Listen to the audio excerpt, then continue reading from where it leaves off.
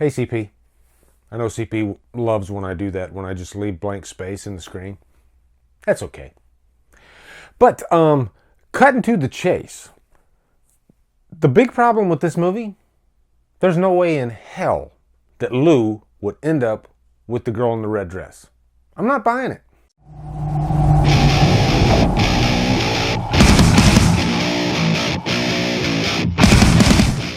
Prom Night stars Jamie Lee Curtis, Leslie Nielsen, and is directed by Paul Lynch. What is up, guys? I love slashers. I can't get enough of them. I know I'm reviewing a shitload of them lately, but no apologies. Slasher genre is my favorite subgenre of horror. And recently I posted a poll. Which of these two movies would you like me to review? Would you like me to review Prom Night or The Prowler?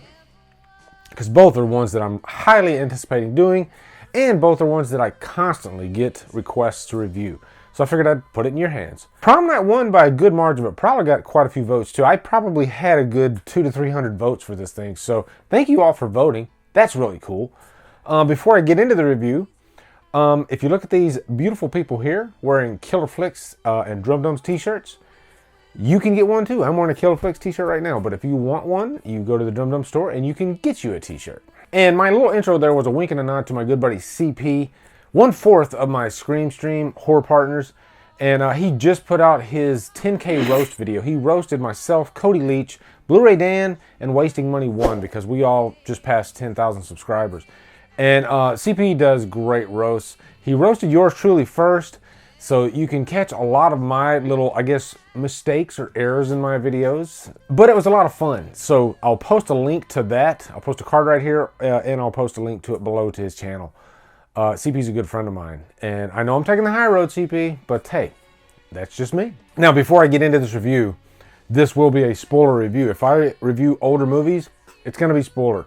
So if you haven't seen Prom Night, it is a whodunit, so you probably want to watch it before you watch this review. Or just watch the review anyway. You'll still enjoy the movie. It's one that I've watched so many times, and obviously I know everything that's going to happen. I still have a great time with it. As a matter of fact, this last time I watched it, I haven't seen it in years. I watched it last night. I think I enjoyed it more than I ever have. I think there were some things about this movie that I didn't realize were really good, quality-wise. This is a well-produced film. It really is. And I was getting a lot of Carrie vibes from it. A lot of it feels like a De Palma-directed type of film. And I'm kind of in a Prom Night mood. I actually threw in Prom Night 2, Hello, Mary Lou. Not nearly on the level. Some interesting things. I might review it. Post in the comments if you'd like me to review the second one too, because I don't do all franchises. I'm not like Sinister Cinema Reviews. If he does a movie and it has 2 or 3 movies after it, he's going to do the rest of them. That's his thing. So I don't always do that. But anyway, let's get into the plot. This movie opens up with this group of children, and they're playing kind of a demented version of hide and seek, where they're proclaiming, "The killer is coming, the killer is coming." The killer is coming.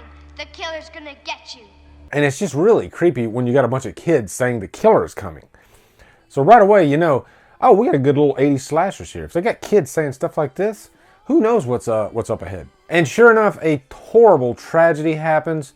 They back this little girl into a window, and she breaks the window, and she falls out. And so then we jump to the present day where the kids are all grown up. And the deceased had 2 siblings, Kim and Alex, played by Jamie Lee Curtis, and Michael Tuff. That's his last name, Tuff. But in the meantime, you also got this escaped mental patient going by the name of Leonard Murch. So you have this detective that's on the hunt for this guy. So throughout the movie, this is like the ultimate red herring. You're thinking that this guy is somehow going to be linked to the murders, or could be even doing the murders, but it's almost too obvious. And you know that that's not going to be the case. Now also you have 2 red herrings in this movie. You got a janitor that they show here and there who's just a little bit too suspicious, too creepy, so you automatically know, no, that's not going to be the killer. I guess that's just a toe into the cons for this movie, but it's not like a real concrete con. You know, it's a red herring is really what it is. But I will say, if it was your first time watching Prom Night, I was kind of surprised by the reveal of it being Alex. The first thing I have to mention about this movie that I think is so cool about it is that pencil drop. You got the killer. He's just, you know, making a list.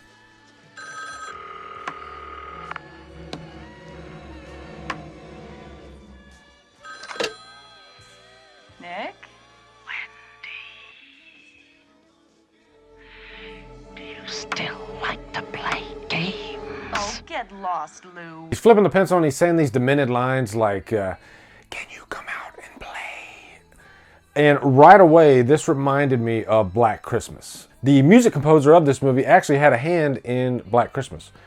And both of them sound very similar. Even the voice sounds like, Billy in Black Christmas. That is one thing that really sets this one apart from a lot of the slashers in the 80s. It just makes it a bit creepier. There's a few things that actually set Prom Night apart that I didn't even notice. One thing is, when you're watching this movie, you will not see an on-screen kill until over the hour mark. That's how long it takes for the kills to really start happening. There is one kill of a nurse, but they don't really show it on screen in the beginning of the movie. And of course, the very beginning when the little girl falls out the window. But, the main, meat and potatoes of the kills don't start until over an hour into the movie when the prom starts. So you have a whole hour to fill without any kills and very little nudity. And they do it. Paul Lynch is a really good director. So good that he maintained my attention in this movie up until the kills. I wasn't chomping at the bit waiting for the next kill, because he did a really good job of actually, building these characters, Wendy and Kim and, all the other young girls. He got a really good group of young actors in this, and Jamie Lee Curtis leads the pack. You can tell she's the leader of the pack. She was the star of the day. She had just done Halloween a couple years before. This came out in 1980. And also, did I mention that Jamie Lee Curtis is smoking hot in this movie? She looks her best that I think she's ever looked. And I think she gives probably her best acting performance in a slasher movie for the time period. I think her acting's even better in this than in Halloween, if I'm being honest. And really, outside of Jamie Lee Curtis and Leslie Nielsen, we have pretty much a group of unknowns. These were actors out of Canada. But Paul Lynch is such a good director that he knew how to handle the actors. They were very competent. And, for an early 80s slasher, low budget, this actually has some quality production, some really good acting. Hell, even the set design. Again, I've mentioned Carrie. The set design in this movie reminds me of Carrie quite a bit. It's almost a little foggy. And you'll see heavy use of, colors, anything to just make the screen look rich. And that's what this movie does. It looks like $1 million. It's a very well put together film. I never noticed how well until I just saw it last night. There are a few scenes, now mentioning De Palma again, that actually kind of reminded me of Dressed to Kill a little bit too, especially in terms of the kills. Okay, now let's talk about the kills in this movie. I like the approach of the kills because this came out the same year as Friday the 13th.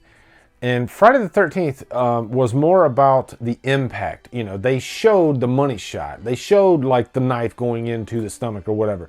This one, for the most part, doesn't show the money shot. It's more about leading up to that. It's more about the tension that is built.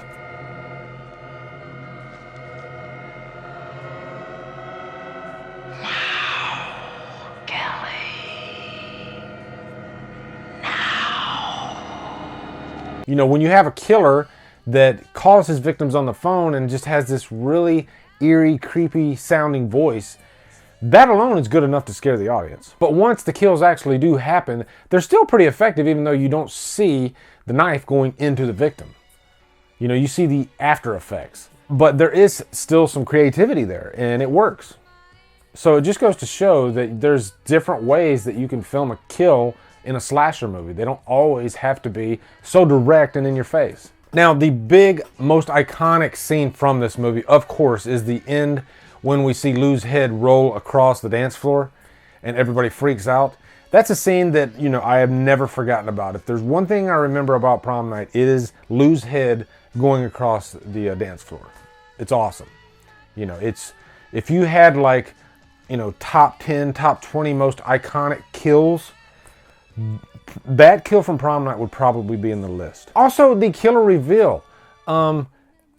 Obviously, we find out that Alex is the killer, and it's really just a simple answer. The reason he killed is because he was so grief-stricken over the death of his sister.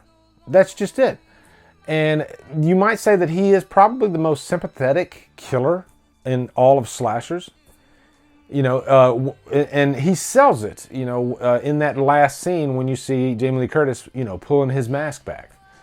You know, why did he have lipstick on? Can somebody post in the comments why he had lipstick on? Because I do not know. Now, as far as any cons, it's hard for me to like pinpoint a really bad thing about this movie. It's so good, actually. It's not on the level of, you know, the greats. It's almost there, but it's not like Halloween level. You know, it's hard for me to even pick like 3 phenomenal slashers. Black Christmas is another one. Those 2 I consider like the cream of the crop for slashers. They fire on every cylinder. There are 0 mistakes in those movies. Even though technically you could find mistakes, but I'm just saying overall the full experience is, you know, amazing. This is not quite there. It's almost there, but I'm definitely going to give it a super, super high purchase worthy. So I would recommend buying the Synapse release too up there. I've heard that release is a little bit brighter than the DVD release, which some have said is too dark and you can't even make out what's going on in some of the scenes. But yeah, Prom Night, one of the best slashers out there, and I kind of regret not putting it on my top 10 greatest slasher movies ranking video. And I'll put a card right here for that too, so you can check that out. That was a lot of fun. I put a lot of unknowns on there too as well, which are still great slashers. So anyway, guys, that is my review for Prom Night. Stay tuned for my next review, which will be The Prowler. Thank you guys for requesting that one as well. Also, be sure to come over to Killer Flicks, where we talk horror all day and every day. And on Fridays, we do Free For All Fridays. Follow me at Drumdums on Facebook, Twitter, Instagram, Letterboxd, and now Stardust. If you like what I'm doing, hit that subscribe button. I'd really appreciate it. Anyway, guys, thank you so much for watching. Have a great day, and Drumdum out.